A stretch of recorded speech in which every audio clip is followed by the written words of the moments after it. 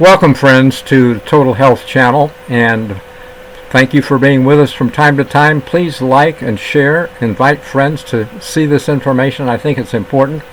Today we are talking about 10 points that all denominations seem to be missing in Christ's wedding parables. And I'm just going to throw out some questions because these are questions that I don't think most people have the answers, whether they're a preacher or a layman in the pew. Number one, we're starting with the first wedding parable of Matthew 22. Why would God's servants there invite people to a wedding, be mistreated, and the invitation scorned until the remnant get their city burned? And we might wonder what remnant is getting their city burned. Okay, well, I propose to answer that. Maybe I'll just suggest it right now that the remnant. I grew up as a Seventh-day Adventist, and I believe that they call themselves the remnant church, okay? But I am seeing that judgment is impending because they haven't followed some of the light or truth that they've been given. I'm just going to do this first one as an example, okay? I'm not going to answer all these questions, but the point is that I taught at Loma Linda University after I became board certified in internal medicine, had a year of cardiology, and taught health science. And I came to appreciate the fact that Ellen White, who founded the university, was more than 100 years ahead of her time, exactly 100 years on tobacco. She said tobacco is a poison of the most deceitful, malignant kind. It took the Surgeon General 100 years to make and understand how her malignant poison causes malignant tumors in the lung. But she's very, very accurate in her description, basically. And she did not want drugs taught at her school. She said they do not cure disease, that in most cases they change the form and location of the disease. I struggled to understand how that was true until my wife got a bladder infection, went to her doctor for an antibiotic, and after 3 days she didn't need it anymore. She was over the hump. But months later she got a rash under her skin. And I suggested seeing her doctor, a blood test. He called urgently the next morning saying she has no platelets in her blood. He referred her to a hematologist who put her in the hospital, did a bone marrow, no platelets in the bone marrow. He took out her spleen, treated it with high steroids, transfusions, until she died of a stroke. And sure enough, in the physician's desk reference, platelet disorders are noted for that particular antibiotic. This is not a good practice of medicine. It's you don't know who's going to do it, who's going to react or not. And the definition of an adverse drug reaction is properly prescribed and administered. Some people will still react even if it's properly prescribed, and it's not an overdose, etc. So my point is that drugs are dangerous. In fact, God knew it 2,000 years ago when the word pharmakia is what deceives all nations. That's in Revelation 18, where there's a call to come out of Babylon, false systems of medical care, education, government, and religion. We want to be in God's kingdom. We don't want to be in the United States of a new world order, okay? Disorder, we might say. So anyway, but even though Ellen White did not want drugs taught in her school, she wanted for natural remedies to train missionaries. Church leaders hijacked her school. They wanted AMA accreditation, and it was like Israel of old wanting a king to be like other nations, to be accredited. Okay, well, people can judge for themselves whether they credit drugs or not. In her day, Battle Creek Hospital, an Adventist institution, got people like Henry Ford, Thomas Edison, Admiral Byrd, William Taft, Eleanor Roosevelt, big people, big name people who were smart and who didn't want to take the drugs of her day. Well, they're refined now. They're not pure poisons, they're refined poisons. And they still, that's actually the definition of a drug.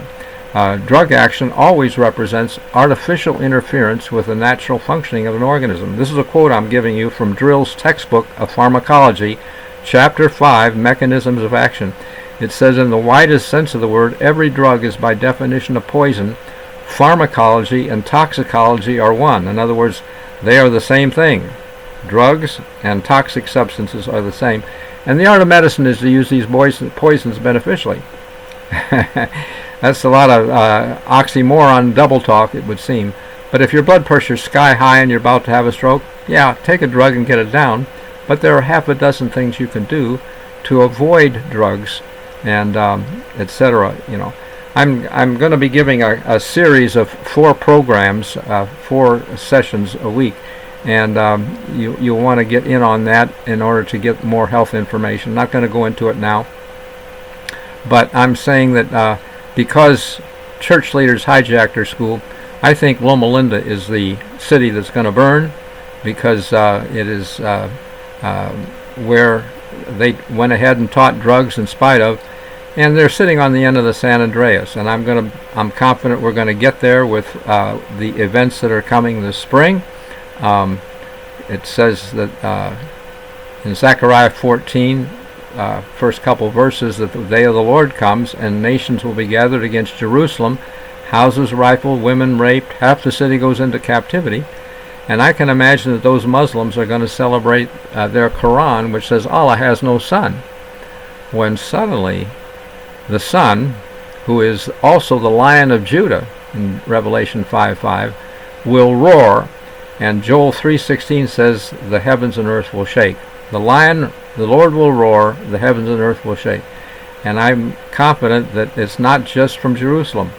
I believe the whole world will know that we're entering a time of judgment for the world, and earthquake faults like the San Andreas, which, by the way, it happens to be 80 years overdue, will destabilize. And as Ellen White saw, buildings great and small falling to the ground, many lives were blotted out. It seemed the judgment day had come. Okay, well, there are a few other things we could talk about, but won't now. I'm just looking now, going to finish with these wedding parables. In Matthew 25, why would the foolish virgins not be admitted to the wedding for getting there just a little late? These are questions that I don't think are discussed in other churches or denominations. I've never heard that. And how is the wedding related to the kingdom that the disciples wanted in Acts 1? When they were walking up the hill the last time, they said, "Are you going to restore the kingdom to Israel at this time?" They were asking Christ. And he replied, "It is not for you to know the times or seasons that the Father has," Basically, Paul said in response, though, in 1 Thessalonians 5, first verse, and of the times and seasons, that same phrase, you have no need that I write, for you know perfectly. Well, I don't think we do today. We don't, I'm hearing you don't know, can't know, never know. Well, Christ was talking to disciples who didn't need to know, and he told them so. Basically, they had their chance, but they missed it. Okay, I think they if they had not, you remember James and John came to Christ wanting to be on the left and right with their mother, and he said, "Can you drink of the cup that I drink of?" They said, "Yes." Well, the last night he gives them the cup, but a couple hours later, when he wanted them to watch and pray with him, they went to sleep on him. And because they were not spiritually strengthened for it, they hadn't been praying, they ran when the Romans came with the Jewish leaders, and so they were not with him at the trial. If they had been with him at the trial and accused him of wanting to tear down the temple and build it in 3 days, they could have said, "No, he's talking about his resurrection. His own body is a temple. Come out and see Sunday morning. You'll see." If they had done that, there would have been witnesses, and the Jews could not have lied. And Pentecost could have been the whole nation in repentance. They failed him. They failed him more than we know, basically. But he still loved them, and it's just that they were not to know the times and seasons, but we can, because it's our turn coming up, okay? And we need to know how that's so. Shouldn't we need to know that in order to invite people to the wedding? In Matthew 22, the king makes a wedding for his son and bids his servants to invite people to the wedding. And we can be doing that, except that right now we're clueless. We don't see, a wedding is just one of many things in the Bible. I think it is central, okay, to being ready for what's coming, because when God executed judgment on Egypt, he took Israel to a covenant. And he said, if you'll keep my covenant, you'll be a kingdom. And he later said to them, return, I'm married to you. He regarded the covenant as a marriage relationship. And so we need to understand that so we can have a covenant as well. We don't set dates, though. God is the date setter. The word is moed, appointed times, and they're for the feast days in Leviticus, the 23rd chapter. So these are things that, you don't hear this in Sunday school, Sabbath school, church, whatever. This is not talked about. But Christ said that if they will open to him when he comes and knocks, blessed are those servants whom he finds watching. He will gird himself, make them sit down to eat, and serve them. And in verse 44, this is chapter 12 of Luke 12:44, he will make them ruler over all that he has. Since my name is ruling, I kind of wanted to understand that. I believe I do. And I believe that you should know too. And so I'm inviting you to understand these things better. Christ is the master in Matthew 25 who took the long journey to heaven, and he gave some 5 talents, some 3, some 1, and we just think, well, he'll be fair. But I think we need to do all we can with the talents we have in order to be made ruler over all that he has. He is that master, and we should see that that Christ also noted a problem with the need to, he said, beware the leaven of the Pharisees. The Pharisees today and Bible preachers and teachers have leavened the bread. They talk about those Jewish feast days and, you don't need to do those. That's Jewish. Well, no, it's not just for Jews. God is going to make his kingdom. The proof is really in the Malachi 4. Verse 4 and 5. Remember the law of Moses with the statutes and judgments. Behold, I send you Elijah. We can be part of the Elijahs to help restore the topics that need to be, and those statutes and judgments enforce those feast days in Leviticus 23. It was a statute forever. Well, did God forget that Christ was going to die on a cross and that they would be nailed to the cross? I don't think so. We could be wrong. Okay, and so that's just how I'm seeing it. What are the all things that need to be restored? In Ezekiel 20, verses 11 to 24, we see a triad of statutes, judgments, Sabbaths. Statutes, judgments, Sabbaths. 7 times you find those statutes and judgments, and where they're linked to Sabbaths. And I believe those are an example of end-time truths. Just like Revelation is a book of end-time truths, and it's a book of 7 churches, 7 seals, 7 trumpets, 7 thunders, okay? And so that's a mark of the end-time truth, and we should know about the 7 topics that we will need to make a covenant with Christ, because covenants were linked to 7s. Abraham gave Abimelech 7 ewe lambs because he wanted a water well, okay? And that sealed the deal. It was an incentive. And we should wonder, why does God wink? And is the Elijah? What are the all things that need restoring? I think they have the 7-fold emphasis, and they are important for the covenant. We might wonder, why do we need that? Won't God tell us what we need? Well, he did originally at Sinai. He said to them, if you keep my covenant, you'll be a kingdom. And he didn't leave them in the dark about what they were supposed to do. They said they would do it, but really they didn't. Okay, they were not as interested in that as in what they were going to eat. Well, I can understand that too. Basically, if we're hungry, But the point is that if we this go around, when Christ said in it's Luke 12, verse 35. Okay, let your lights be burning. The burning lamp is what God as a burning lamp went between the sacrifice in Genesis 15 in making the covenant with Abraham to give him that land. Anciently, men would make a sacrifice, divide it, and walk between it to say, may I be torn apart if I don't keep my part of the bargain. And in this case, though, God alone went between the pieces as a burning lamp. Abraham went to sleep. He didn't have any obligation. He could take or leave it. But fortunately, he took it. He wanted that land for his seed. That was a promise for his seed. And Paul says in Galatians 3:29, if you're Christ, you're Abraham's seed. Well, that land over there is my land then, and they're fighting over it. And God is going to drive out the unbelieving Jews who don't care about their spiritual heritage. They just wanted free land from the UN. It wasn't the UN's land to give.